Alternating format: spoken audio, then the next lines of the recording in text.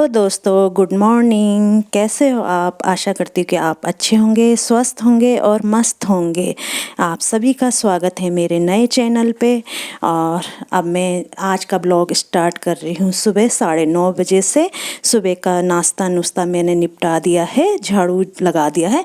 बस अब मैं सोच रही थी पहले बाहर की सफाई कर लूँ, उसके बाद और काम करूँगी। इसलिए मैंने पोछा बाद में लगाऊंगी, क्योंकि हमारा जो पानी है वो 11:30 बजे पानी आना बंद हो जाता है। और इसलिए मुझे 9:30 बज रहा है, तो मैंने सोचा पहले यहाँ बाहर सफाई कर लूँ। यहाँ बहुत धूल हो गई थी, शिवरात्रि का मेला भी लगा हुआ था, तो इस कारण भी धूल बहुत उड़ती है। वैसे भी हमारा जो रोड बिल्कुल रोड में ही मकान है, गेट बिल्कुल रोड पे ही खुलता है, जिससे बहुत धूल हो जाती। बहुत धूल, पता ही नहीं चलता, कितनी भी सफाई कर लो धूल ही धूल होती रहती है। और जो मेला लगा उससे तो बहुत ही धूल हो गई है। कल यहाँ शिवरात्रि का मेला था और ये ब्लॉग शिवरात्रि के अगले दिन का ही बना रही हूँ मैं। मैंने सोचा आज बाहर की सफाई कर लो।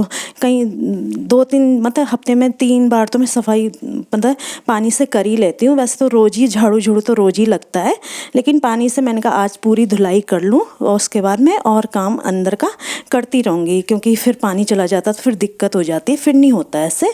तो मैं अब आ गई हूँ नीचे ग्राउंड फ्लोर पे। अभी मैं ऊपर अपने जहाँ हम ऊपर वाले फर्स्ट फ्लोर में रहते हैं, यहाँ ग्राउंड फ्लोर में आ गई हूँ। यहाँ भी पूरा पानी, जब ऊपर से सफाई करी तो पानी पूरा नीचे गिर जाता है, लोग गीला गीला नीचे भी हो जाता है, कचपच सा हो जाता है। तो मैं अब नीचे, मैंने सोचा नीचे की भी धुलाई कर लो, अभी टाइम भी है। तो मैं फटाफट नीचे भी धुलाई करने आ गई। और धुलाई भी करते करते काफ़ी टाइम हो जाता है, पता ही नहीं चलता। 1-2 घंटे तो आराम से लग जाते हैं। अगर तुम बहुत डीपली से तुम सफाई करो तो बहुत टाइम लग जाता है। और ये कार में भी बहुत धूल हो गई थी, तो सोचा कार की भी धुलाई कर लो, क्योंकि काफ़ी समय से कार भी साफ़ नहीं करी। जब जाना होता है तभी हम साफ़ करते हैं। वैसे तो खैर पानी पूनी तो मैं छिड़क ही देती हूँ, मैं पानी छिड़क देती हूँ, थोड़ा धूल धाल हट जाएगी। तो ये मैंने कार भी चमका दी, देखो कितनी चमक गई है कार। अब मैं नीचे सफाई कर लेती हूँ। पूरा मिट्टी मिट्टी हो जाता है, काफ़ी मिट्टी मिट्टी हो गया था, तो मैं नीचे सफाई कर लेती हूँ। और सफाई करते करते पता ही नहीं चला, तो सोचा ऊपर आ गई। तो ऊपर भी जाली में बहुत धूल सी जमी थी, काफ़ी दिनों से सोची थी सफाई करूं, तो आज मैं सफाई कर ही लेती हूँ। तो मैंने सोचा जब लगे हुए होता है ना, कभी मन होता है कि चलो आज ही निपटा दे, आज ही कर ले सफाई। तो मैंने सोचा आज जाली भी साफ़ कर लेती हूँ। तो मैंने अपना वैक्यूम क्लीनर निकाला, उससे लग गई साफ़ करने में। तो साफ़ करते करते फिर मैंने कहा बाद में ही पोछा बाद में ही लगा दूँगी। तो अब झाड़ू पोछा मैं बाद में ही लगाऊंगी, क्योंकि धूल हो जाता है ना फिर। तो अगर मैं पहले ही लगा देती तो फ़ायदा कुछ नहीं होता, फिर दोबारा मुझे लगाना ही पड़ता। तो अब मैं कालीन भी ज़रा साफ़ कर देती हूँ। कालीन में भी धूल हो ही गई थी, धूल लग गई है थोड़ा। झाड़ू तो मैं सीख वाला झाड़ू तो मैं रोज़ ही मार देती हूँ।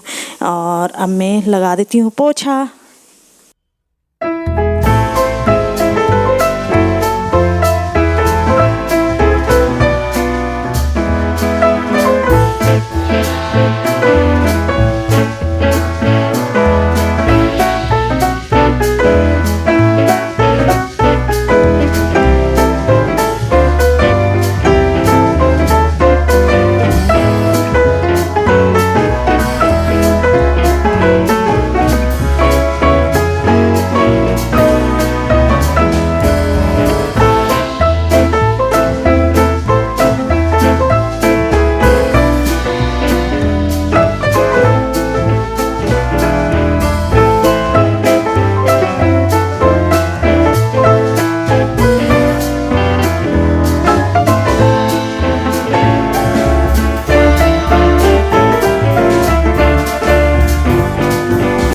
अब काफ़ी टाइम हो गया है, टाइम मतलब खाना बनाने का टाइम हो गया है।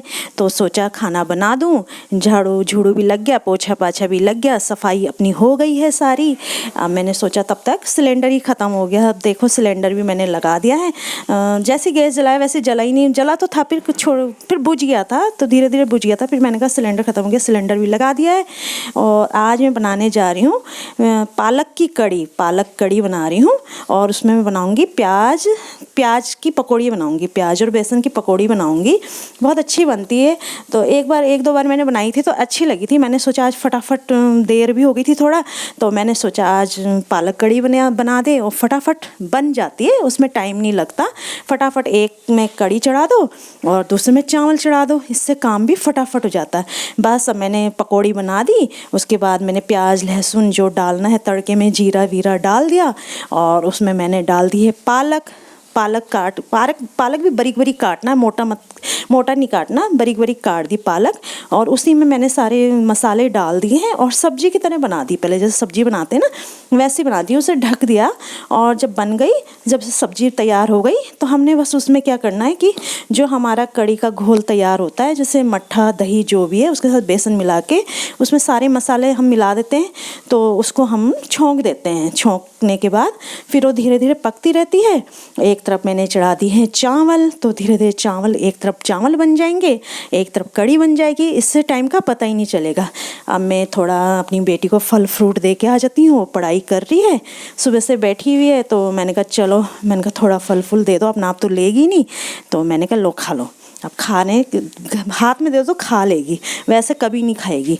और अब मैं देखो मेरी कड़ी भी तैयार हो गई है, उसमें पकोड़े डाल दिए, कितना सुंदर रंग आया है, कितनी अच्छी लग रही है देखने में, और टेस्टी भी बहुत होती है। एक बार ट्राई करना आप लोग भी, पालक कड़ी बनाने की बहुत अच्छी बनती है।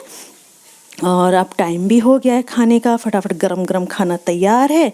तो एक तरफ मैंने रोटियां भी बना दी, अब कड़ी चावल दे रही हूँ।